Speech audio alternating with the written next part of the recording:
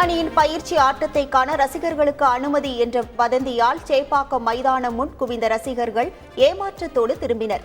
சென்னை அணியின் பயிற்சி ஆட்டத்தை காண ரசிகர்களுக்கு அனுமதி வழங்கப்பட்டுள்ளதாக திடீர் வதந்தி பரவியுள்ளது. இதனையடுத்து ஏராளமான ரசிகர்கள் சேப்பாக்கம் மைதானத்தின் முன் குவிந்தனர். இதன் பின்னர் போலீசார் ரசிகர்களுக்கு அனுமதி ஏதும் வழங்கப்படவில்லை என கூறி அவர்களை அப்புறப்படுத்தினர். இதனால் மைதானத்தின் முன் குவிந்த ரசிகர்கள் ஏமாற்றத்தோடு திரும்பி சென்றனர். ஐபிஎல் முதல் போட்டியில் பங்கேற்பதற்காக ராயல் சேலஞ்சர்ஸ் பெங்களூரு அணி வீரர்கள் சென்னை வந்தடைந்தனர். தொடர்ந்து அவர்கள் சேப்பாக்கம் மைதானத்தில் பயிற்சியில் ஈடுபட உள்ளனர்.